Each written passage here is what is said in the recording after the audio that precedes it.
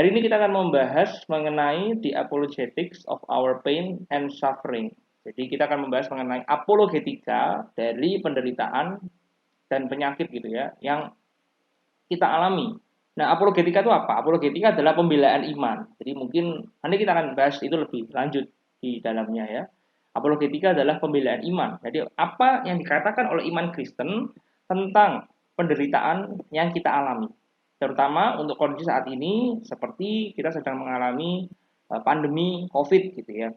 Nanti kita akan menemukan jawabannya. Nah, tapi sebelumnya kita baca dulu dari Habakuk 1 ayat 2 sampai 4. Berapa lama lagi Tuhan, aku berteriak, tetapi tidak kau dengar. Aku berseru kepadamu penindasan, tapi tidak kau tolong. Mengapa engkau memperlihatkan kepadaku kejahatan sehingga aku memandang kelaliman? Ya, aniaya dan kekerasan ada di depan mataku, perbantahan dan pertikaian terjadi. Itulah sebabnya hukum kehilangan kekuatannya dan tidak pernah muncul keadilan. Sebab orang fasik mengepung orang benar, itulah sebabnya keadilan muncul terbaru. Apa yang dialami oleh Habakuk sepertinya sama kita alami saat ini. Walaupun mungkin kasus detailnya berbeda, tetapi kita semua mengalami hal yang mirip, hal yang serupa. Kita semua berteriak kepada Allah, saat ini kita semua mengalami penderitaan yang sama. Mungkin bagi beberapa orang, ada yang mengalami penderitaan yang lebih dibandingkan yang lain misalnya. Misalnya yang satu tidak kena COVID, tetapi yang lain misalnya ada yang positif COVID, atau mungkin keluarganya, sampai mungkin sampai sesak nafas. Nah, bahkan bukan hanya saat pandemi COVID saat ini. Kita semua juga ada yang mengalami penderitaan di luar COVID. Misalnya, ada beberapa saudara kita yang misalnya terkena musibah, bencana alam, gempa bumi, tsunami, atau bahkan hal yang lain. Dan kita semua berteriak kepada Allah. Atau misalnya kalau ada kecelakaan di jalan, orang yang nabrak kita, atau mungkin ada orang yang berbuat jahat kepada kita semua sering kali berteriak kepada Allah. Kenapa ini semua terjadi? Nah, di manakah Allah? Nah, untuk menjawab pertanyaan itu, di dalam istilah kekristenan, atau bahkan di dalam dunia apologetika, pembelaan iman, itu disebut sebagai the problem of evil, masalah kejahatan. Mengapa ada kejahatan dan penderitaan? Nah, sebenarnya kalau kita mau membahas ini cukup panjang sebenarnya. Dan ada banyak hal yang bisa dibahas. Tapi aku hanya akan mengambil intinya saja karena waktu kita yang sangat terbatas. Tapi kalau teman-teman misalnya punya pertanyaan yang lebih jauh terkait materi ini, boleh ditanyakan nanti, gak apa-apa. Ya, aku akan mulai dengan ini ya. Tadi kita sudah mulai dengan ayat, dan sekarang kita akan mulai dengan sebuah kutipan dari orang-orang yang bukan Kristen. Misalnya Stephen Weinberg. Stephen Weinberg ini adalah seorang profesor fisika. Nah, di dalam bukunya dia menulis, saya harus mengakui bahwa terkadang alam tampak lebih indah dari yang seharusnya. Tetapi Allah dari burung dan pohon yang indah itu juga adalah Allah dari orang-orang yang lahir cacat dan juga orang-orang yang terkena kanker. Jadi dia mengatakan, memang alam itu indah, tetapi Allah yang kamu bilang Allah pemilik alam semesta juga adalah Allah yang sama atas kecacatan orang yang lahir atau bahkan Allah atas kanker. Lalu dia juga menuliskan, pengingatan saya ketika saya mengingat peristiwa Holocaust di mana orang Jerman membantai orang Yahudi, meninggalkan sebuah kesan yang tidak baik yang Allah lakukan kepada manusia. Seakan-akan Allah tidak mau menghentikan peristiwa itu. Di manakah Allah ketika kaum Yahudi sedang dibantai oleh orang-orang Jerman? Inilah pertanyaan yang diajukan oleh Profesor Stephen Weinberg. Atau misalnya seorang ateis yang besar, Christopher Hitchens, dia berkata, jika Tuhan Yesus dikatakan bisa menyembuhkan seorang buta yang dia temui, maka kenapa saat ini kita bisa menemukan banyak sekali orang buta? Kenapa Tuhan Yesus tidak menyembuhkan semua kebutaan di dunia ini? Kenapa hanya satu orang yang dia sembuhkan? Bahkan seorang filsuf Yunani, gitu ya, seorang filsuf Yunani bernama Epicurus, dia menulis seperti ini. Jika Allah mau mencegah kejahatan, tapi tidak mampu, maka dia tidak maha kuasa. Karena dia mau, tapi nggak bisa, kan? Nggak mampu. Tapi jika dia mampu, bisa, tapi dia tidak mau, maka dia adalah Allah yang jahat. Jika dia mampu dan mau, lalu dari mana ada kejahatan. Apakah Allah tidak mampu atau mau? Maka mengapa kita memanggilnya Allah? Nah, perkataan Epicurus ini sangat menarik ya. Kalau Allah ada, maka seharusnya nggak ada yang namanya penderitaan. Karena kalau dia baik dan dia maha kuasa, harusnya dia mau mencegah dan dia mampu mencegah kejahatan. Tapi kenapa ada kejahatan? Tentu jawaban bagi Epicurus adalah tidak ada Allah. Jawabannya Epicurus seperti itu. Nah, kita akan lihat apakah benar hal-hal itu seperti itu. Ya, kita akan membahas itu dalam 3 poin saja. Yang pertama, kita akan mulai dengan apa itu kejahatan. Jadi kita akan mulai dengan apa itu kejahatan. Nanti yang kedua, asal kejahatan, dan yang ketiga, solusi bagi masalah kejahatan. Oke, kita mulai dulu dengan apa itu kejahatan. Zaman dulu orang-orang mengenal kejahatan itu sebagai ketiadaan dari kebaikan. Saat kebaikan tidak ada, maka saat itulah yang ada adalah kejahatan. Misalnya Bapak Gereja Agustinus mengatakan, evil is the absence of good. Kejahatan adalah ketiadaan dari kebaikan. Contohnya kita bisa bilang misalnya, saat gelap, apa itu gelap? Gelap adalah saat tidak ada cahaya. Nah, demikian juga kejahatan adalah saat tidak ada kebaikan. Tapi pernahkah kita berpikir, kalau kita bisa menyebut sesuatu itu jahat, maka kenapa kita bisa bilang sesuatu itu jahat? Dari mana kita tahu sesuatu itu jahat? Tentu, kalau kita tahu sesuatu itu jahat, kita harus tahu mana yang baik atau apa yang baik. Jadi, saya bisa mengatakan ini jahat kalau saya tahu yang baik itu seperti apa. Maka pertanyaannya, dari mana saya tahu apa itu yang baik? Dengan apa kita membandingkan yang jahat dengan yang baik? Misalnya, kita bisa bilang seperti ini. Kalau mungkin agak pusing ya, aku jadi sederhana. Kita bilang misalnya, kanker adalah sesuatu yang jahat, gitu ya, atau korupsi adalah sesuatu yang jahat. Dari mana kita bisa tahu kanker itu sesuatu yang jahat, korupsi itu sesuatu yang jahat? Tentu karena kita tahu yang baik. Kalau kanker adalah yang jahat, maka yang baik seperti apa? Ya hidup sehat, tidak ada penyakit misalnya. Kalau korupsi kejahatan, yang ada pencurian, terus yang lain-lain, itu adalah kejahatan, mengapa kita bilang itu kejahatan? Tentu karena kita tahu yang baik. Itu saat semua orang saling mengasihi misalnya. Nah, tapi dari mana kita tahu yang baik? Gitu ya. Misalnya kalau kanker, dari mana kita bisa tahu kalau kanker itu jahat dan sehat itu baik? Atau bagaimana dari mana kita tahu kalau mengasihi orang itu baik dan membenci itu jahat? Tentu harus ada standar dari kebaikan itu sendiri. Standar itu tujuannya apa? Supaya kita bisa tahu mana yang jahat dan mana yang baik. Nah, pertanyaannya apa yang menjadi standar dari yang jahat dan yang baik ini? Jawabannya adalah di dalam kekristenan kita menyebutnya sebagai Allah. Allah adalah standar dari kebaikan. Kita hanya bisa menyebut sesuatu itu jahat jika kita tahu yang baik. Tapi dari mana kita tahu sesuatu itu baik jika tidak ada standar dari kebaikan? Dalam kekristenan, Allah adalah standar dari kebaikan itu sendiri. Justru kalau kita bahas tadi ya, di mana Allah? Kenapa kok ada kejahatan? Nah, justru kalimat itu salah.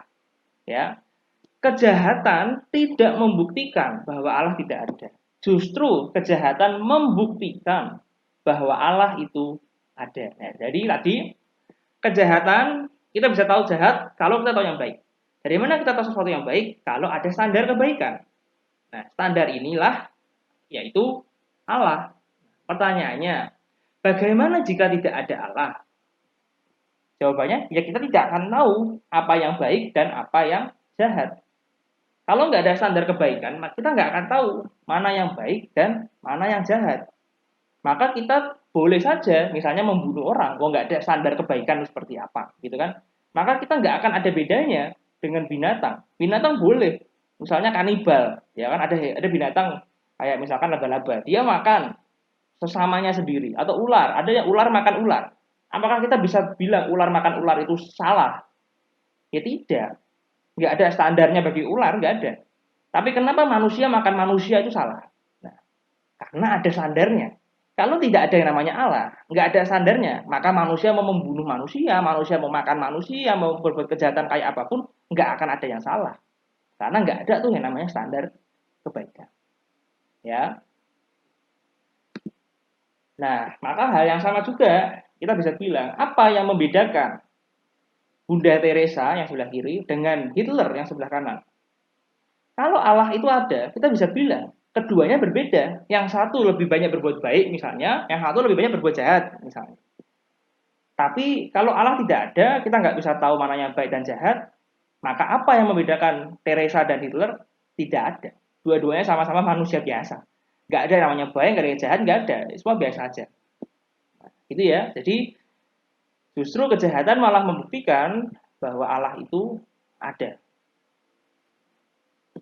Tetapi kalau kita mau lihat tadi, kejahatan adalah ketiadaan dari kebaikan. Apakah kalimat itu benar? Jawabannya tidak 100% benar. Nah, kenapa? Karena kalau kita mau lihat secara jujur, di dalam kejahatan tetap ada yang namanya kebaikan. Di dalam setiap kejahatan ada yang namanya kebaikan. Contoh, kalau kita mau bilang Adolf Hitler adalah orang yang jahat karena misalnya membantai orang Yahudi gitu ya. Tapi kalau kita bertanya ini kepada orang Jerman, mereka tidak bilang Adolf Hitler jahat. Justru mereka bilang Adolf Hitler itu pahlawan. Nah, jadi bagaimana?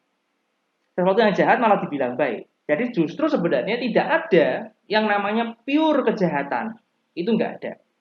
Nah, gambarnya seperti apa? Gambarannya seperti kita punya besi, lalu besi itu karatan. Nah, sama. Besi adalah kebaikan, karatan itu adalah kejahatan. Kejahatan harus selalu bersama dengan kebaikan. Kalau besi karatan tadi, kita ambil besinya, apakah masih ada karatnya? Tidak ada. Karena karat menempel pada besi. Sama. Kita hanya bisa bilang sesuatu jahat, sebenarnya nggak bisa. Jahat itu berdiri sendiri. Kejahatan itu menempel seperti parasit pada kebaikan. Ya, kalau kita bilang mungkin orang yang sakit kanker gitu ya, di mana kebaikan di dalam kanker? Bukankah orang yang kena kanker itu sesuatu yang apa ya? Kanker itu kan sesuatu yang jahat gitu ya. Orang kena kanker kok ada kebaikan? Di mana kebaikan kanker? Ya mungkin tidak langsung kebaikan, tapi kalau kita misalkan melihat kisah-kisah orang yang terkena kanker, kita akan menemukan jawaban. Misalnya ya, aku membaca sebuah buku, nanti kalau waktunya masih cukup, aku akan bacakan kisahnya ya. Jadi orang ini kena kanker, lalu kemudian dia awalnya nggak bisa terima kan, kanker kan sesuatu yang tidak baik. Tapi kemudian semakin lama dia menyadari apa yang dia bisa pelajari dari kanker. Ketika di akhir hidupnya dia mengatakan bahwa karena kanker saya tahu betapa berharganya hidup ini. Karena kanker saya tahu apa artinya orang-orang terdekat. Nah justru coba kalau nggak ada kanker, kalau dia nggak kena kanker, apa dia tahu betapa pentingnya orang-orang terdekat? Apa dia tahu betapa pentingnya hidup ini? Belum tentu. Jadi justru dalam kanker pun ada yang namanya kebaikan. Atau misalnya kisah lain, bagaimana dengan iblis? Apakah ada kebaikan di dalam iblis? Loh, kalau kita mau lihat di dalam Alkitab, Tuhan Yesus pernah bilang apa? Gak bisa iblis lawan iblis, gak bisa. Nah, iblis pun sebenarnya kalau kita mau lihat, iblis awalnya apa? Iblis awalnya adalah malaikat yang baik kan awalnya. Lucifer kan awalnya kan malaikat yang baik. Tapi kemudian baru jadi jahat kan ketika dia mulai memberontak kepada Allah. Jadi sebenarnya bahkan di dalam diri Lucifer itu tidak pure sebuah kejahatan. Lucifer pun adalah malaikat yang jatuh. Nah, jadi bahkan di dalam diri Lucifer pun ada yang namanya DNA dari kebaikan. Ya kan? Misal kalau kita mau bilang masalah kejahatan, masalah kematian? Apakah kematian ada sesuatu yang jahat? Ya, mungkin bagi banyak orang iya, tapi sejujurnya, coba kalau misalkan orang itu sekarat tapi nggak mati-mati, justru tambah kasihan kan? Justru kematian malah menghentikan penyakit yang dia derita. Bahkan bagi orang Kristen, kalau kita punya pemahaman yang benar, kematian justru adalah sesuatu yang menyenangkan. Kenapa? Karena kita beralih dari dunia ini ke dunia yang ada Allahnya, gitu kan? Kematian bukanlah akhir dari segalanya. Kalau kamu orang ateis, nggak percaya ada Allah, maka kematian is the end. Kematian adalah akhir. Tapi kalau kamu percaya ada Allah dan ada dunia yang akan datang, kematian bukan akhir dari segalanya. Kematian hanyalah pintu menuju dunia yang akan datang. Di mana dunia itu jauh lebih indah daripada dunia yang sekarang. Oke, kita tarik lagi lebih jauh. Bagaimana dengan neraka?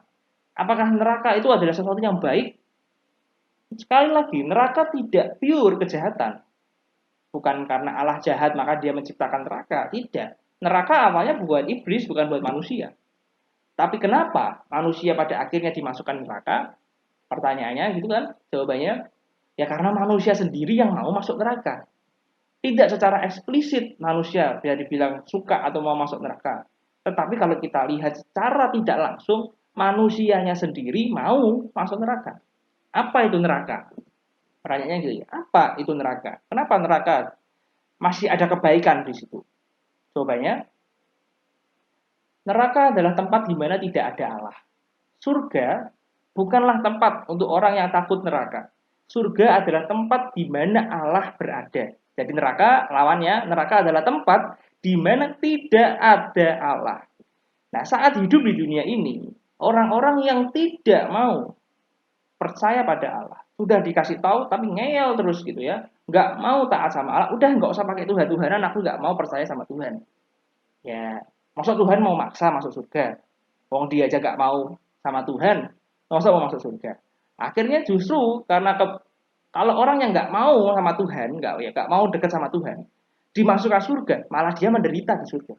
Justru orang yang tidak mau bersama dengan Tuhan, akhirnya Tuhan kasih apa? Ya sudah, kamu mau itu, ya sudah, aku kasih.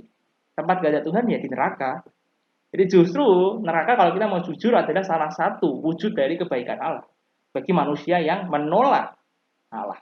Nah itu pertanyaan buat kita juga kan, apakah kita saat ini mau menerima Allah atau menolak Allah?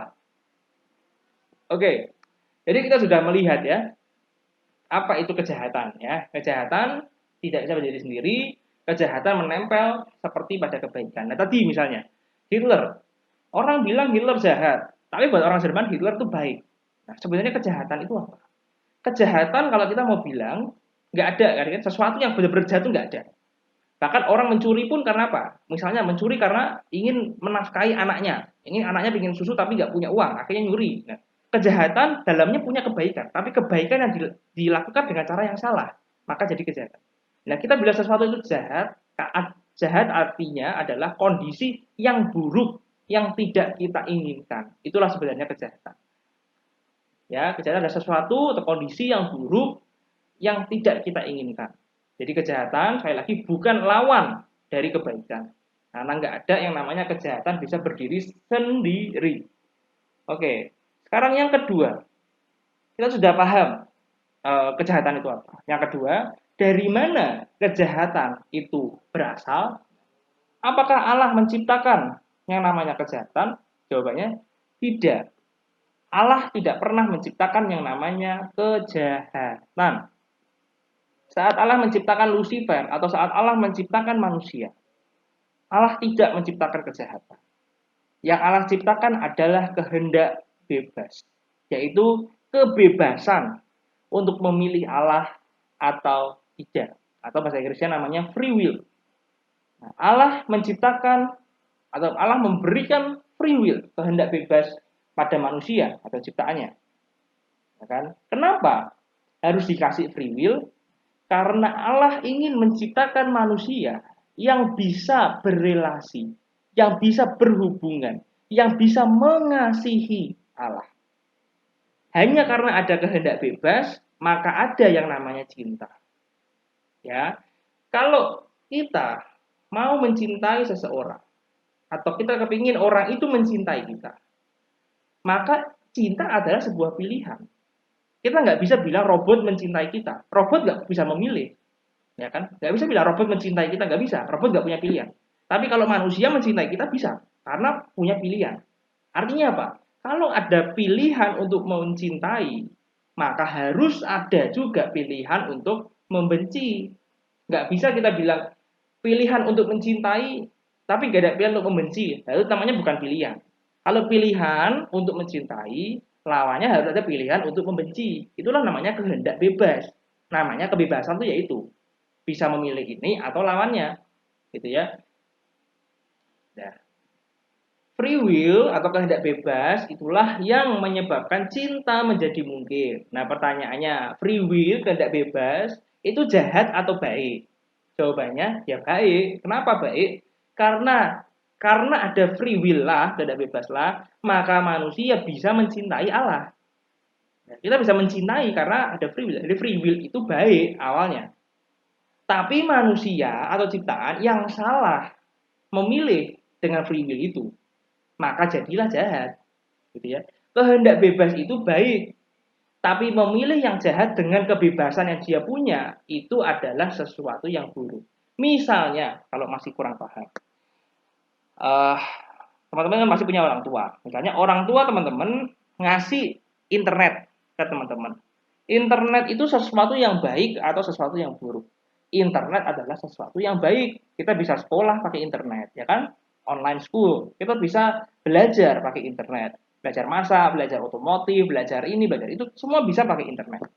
Jadi internet adalah sesuatu yang baik. Tetapi ketika teman-teman dikasih internet, tapi dihabis-habiskan untuk main game, atau untuk misalkan lihat video porno, atau untuk berjudi online misalnya, maka itulah yang buruk. Tapi apakah internet itu jahat? Tidak. Tapi teman-teman yang menggunakan internet untuk melakukan yang jahat, itu yang jahat. Itu ya, itu yang buruk. Nah, sama. Kehendak bebas Allah berikan pada manusia itu baik. Tapi manusia yang memilih kejahatan dengan menggunakan kebebasan itu, nah itulah yang jahat. Oke, sudah paham sampai sini masalah kehendak bebas. Jadi apakah Allah bersalah? Ya tidak. Manusianya yang menggunakan free will itu yang salah.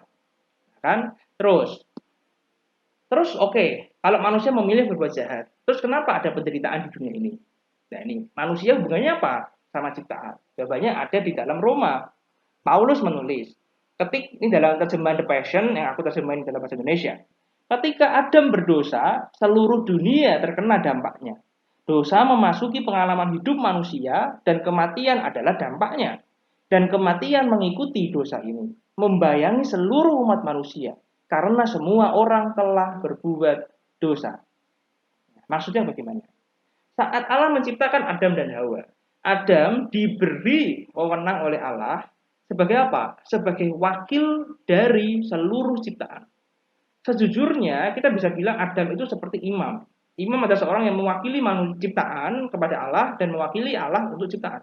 Nah, Adam menjadi wakil dari ciptaan. Ya, Adam memimpin ciptaan di hadapan Allah. Di sisi lain, Adam adalah wakil dari Allah, karena dia adalah gambar Allah kan, Kejadian 1:26. Adalah gambar Allah, wakil dari Allah untuk memimpin ciptaan. Jadi Adam adalah wakil dari seluruh ciptaan. Artinya apa? Ketika Adam berdosa, dia bukan hanya menyerahkan dirinya, dia juga menyerahkan seluruh ciptaan Allah kepada siapa? Kepada iblis. Karena Adam adalah wakil dari atau kepala dari seluruh ciptaan. Makanya ketika Adam berdosa dan Adam keluar dari Taman Eden, yang terlihat apa? Tandus, ada semak belukar, duri. Itu dari mana? Ya kenapa seperti itu? Karena alam tidak lagi tanda kutip tunduk kepada Allah, tapi jatuh ke dalam tangan iblis. Karena manusia yang berdosa, maka alam kena dampaknya. Kematian kena dampaknya semua. Makanya ada hewan yang mati. Jadi itu dampak dari dosa manusia. Ya.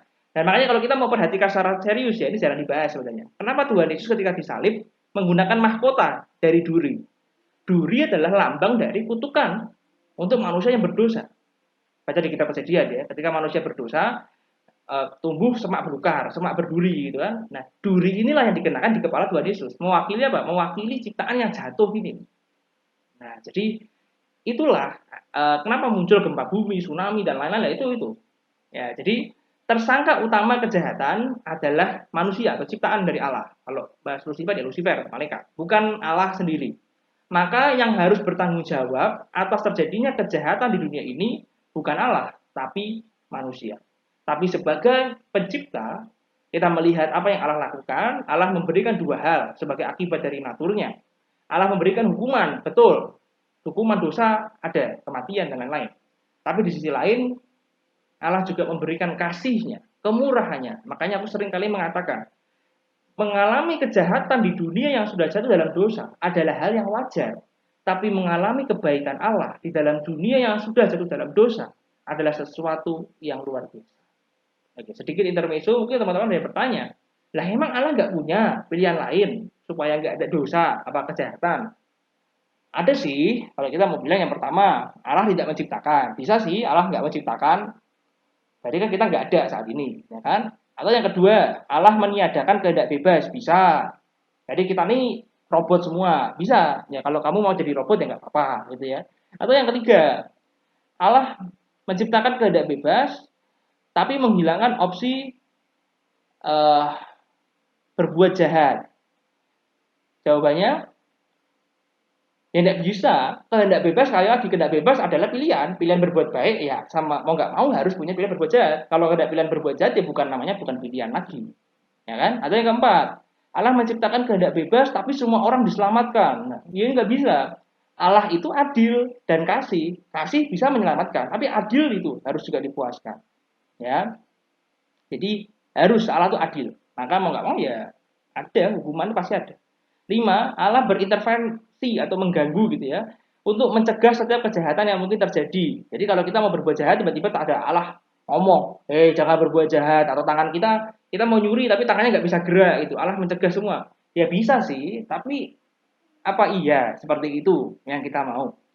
Mungkin yang di luar kita baik, tapi dalam hati kita jahat. Ya apa bedanya? Ya kan? Apa bedanya? Beberapa minggu yang lalu kita sudah pernah membahas dalam sermon seri sebelumnya kan, kita pernah membahas apa? Ketaatan jauh lebih penting daripada korban bakaran.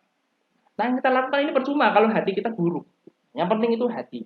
Atau yang keenam, Allah menghentikan semua kejahatan yang ada sekarang ini.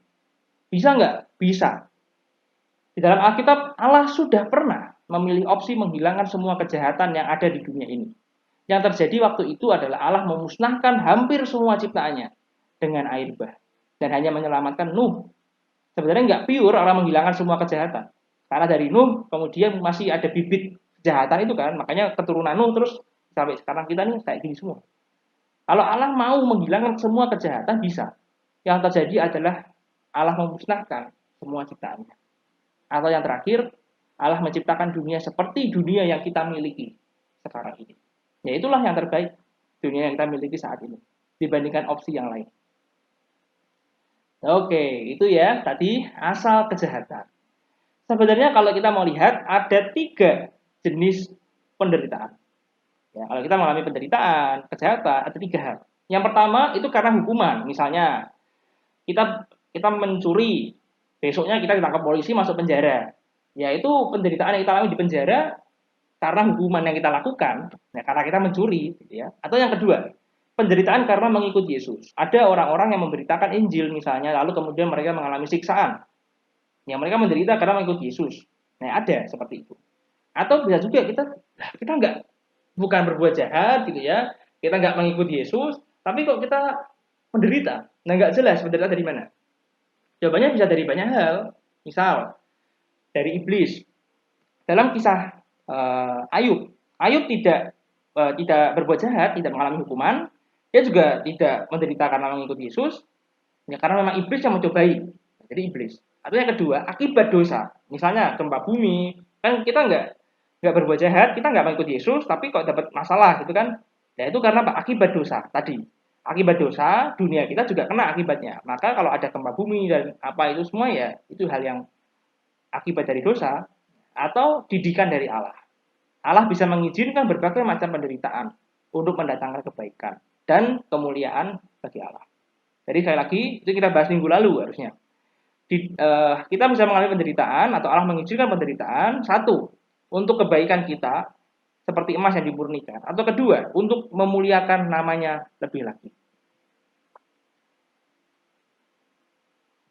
Misalnya ketika orang Israel dibuang ke pembuangan, satu, itu demi kebaikan orang Israel. Dengan melewati pembuangan, mereka bisa bertobat. Mereka kembali mengenal siapa Allah yang benar. Mereka kembali ke jalan yang benar. Tapi yang kedua, itu bisa menunjukkan kemuliaan Allah. dalam penderitaan orang Israel, Allah semakin dimuliakan karena apa? Bangsa-bangsa bisa melihat seperti apakah Allah Israel. Gitu ya. Nah, ada sebuah quote dari C.S. Lewis yang sangat terkenal. Pain is God's megaphone to rouse a deaf world. Penderitaan adalah megafonnya Allah. Megafon itu kayak toa gitu ya, kayak loudspeaker. Zaman dulu nih sekitar 80 tahun yang lalu ketika C.S. Lewis menulis. Nggak ada mikrofon, namanya megafon, toa. Penderitaan adalah bagaimana Allah berteriak kepada dunia yang deaf itu ya tidak mendengar Allah. Allah berkali-kali memanggil manusia untuk kembali pada Allah. Tapi manusia terus-menerus menolak Allah. Dan supaya manusia bisa mendengar Allah. Kalau dipanggil lembut tidak mau menjawab, ya jawabannya apa? Ya pakai penderitaan. Ada sebuah kisah ya, ada 3 orang nakal sekali. Misalkan namanya A, B, dan C. 3 orang ini sangat nakal dan dari awal tidak mau menyembah Allah. Nggak usah pakai Allah lah, aku mau sama Allah. Lalu tiba-tiba suatu hari si A digigit oleh ular. Lalu dia ke dokter, B dan C membawa A ke dokter, kemudian dokternya nggak bisa bantu. Maaf, sudah tidak bisa dibantu, sudah terlambat. Lalu kemudian si A bilang sama B dan C, udah cari pendeta, mungkin didoain bisa sembuh. Kemudian pendeta datang. Pendeta memimpin dalam doa. Ya Tuhan, kami berterima kasih karena Engkau telah mengirim ular ini. Karena dengan adanya ular ini, si A untuk pertama kalinya di dalam hidupnya memahami apa artinya membutuhkan Engkau. Dan Tuhan, kami juga minta tolong supaya Engkau mengirimkan 2 ular lainnya untuk menggigit si B dan C, supaya mereka juga tahu apa artinya bersandar kepada Engkau. Wah, lucu ya, kisah ini kisah imajinatif, tetapi itulah gambarannya. Penderitaan bisa digunakan Allah untuk memanggil manusia supaya kembali kepada Allah. Dan terakhir, aplikasi Injilnya apa? Nah, ini solusinya apa? Kita kembali ke pertanyaan tadi. Bukankah Allah Maha Kasih? Allah yang Maha Kasih seharusnya ingin melenyapkan kejahatan, sehingga harusnya nggak ada kejahatan. Nah, jawabannya ini kalimat yang salah, gitu ya. Allah yang Maha Kasih tidak harus melenyapkan kejahatan. Loh, kok bisa? Jadi, karena ada kebaikan yang mungkin Allah ingin sampaikan kepada kita melalui kejahatan itu. Misal, teman-teman lagi belajar naik sepeda. Orang tua teman-teman melihat dari kejauhan dan tahu kalau teman-teman pasti akan jatuh. Jatuh masuk got gitu ya, giginya copot gitu. Misalnya kayak gitu.